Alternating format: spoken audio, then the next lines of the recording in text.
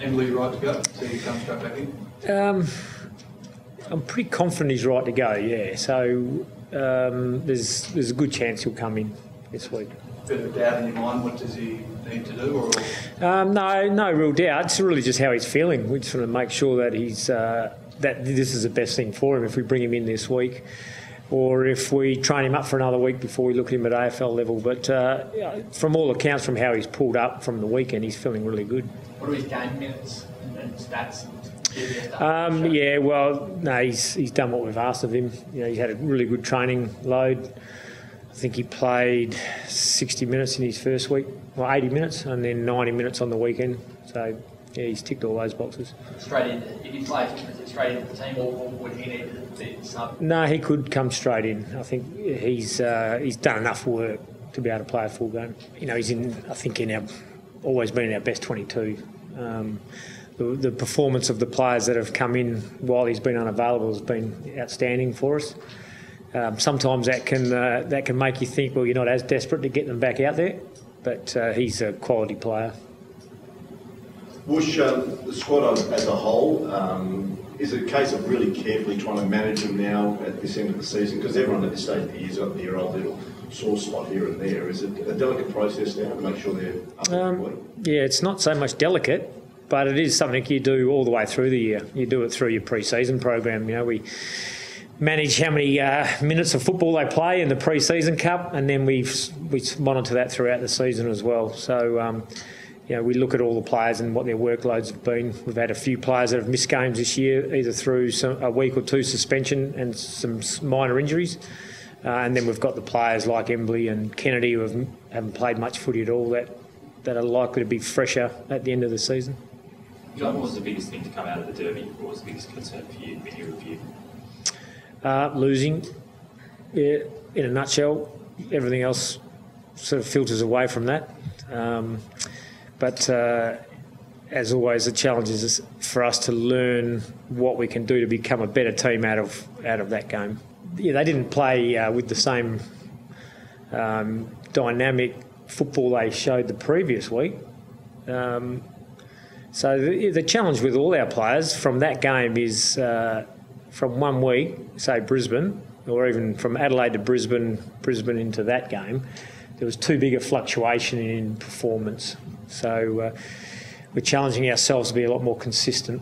Expect Shuey to get tagged again now that he's shown that he can be tagged and restricted in the game? Yeah, most weeks we expect he may get a tag, regardless of the previous week or not.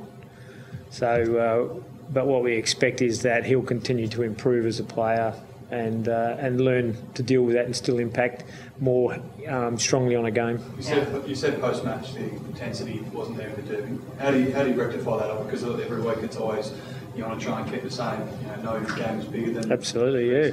And it's not. How do you rectify that performance? Well, we're disappointed with what we brought into that game.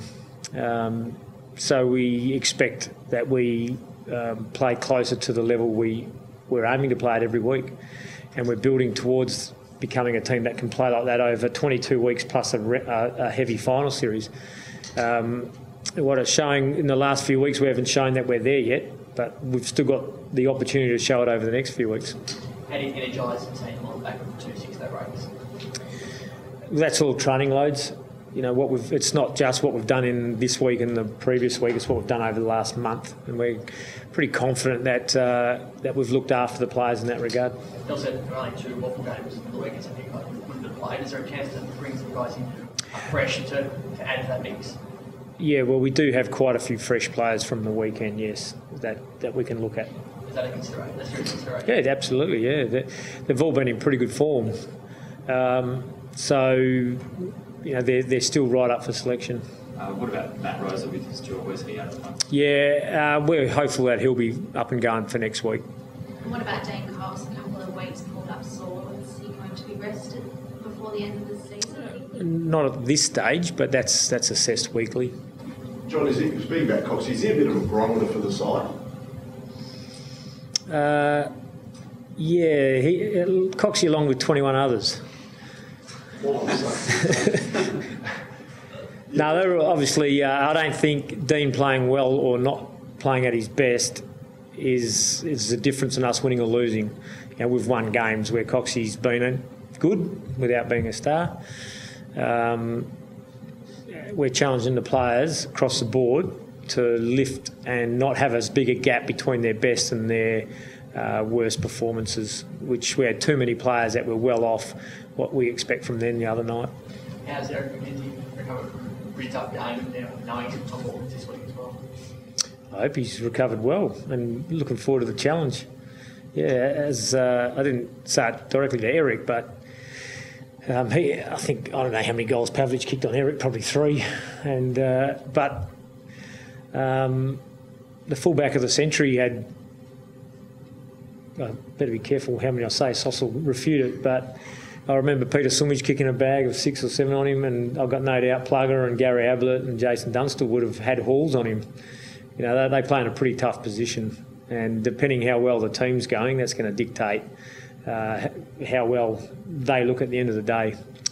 So, no, Eric's ready to go, ready for all the challenges that he's copping, and he's growing and learning all the time. Woosha, what about the anniversary this week and a bit of a gathering of the players tomorrow? Looking forward to that? Yeah, I am. Yeah, it's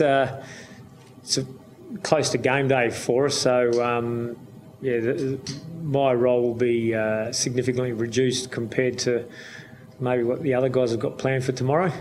But I'll be there in spirit with them.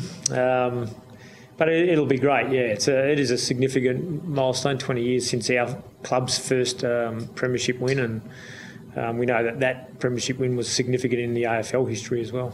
And who would have thought 20 years on from that day that you'd be coaching the club? No, wouldn't have thought that at all, no.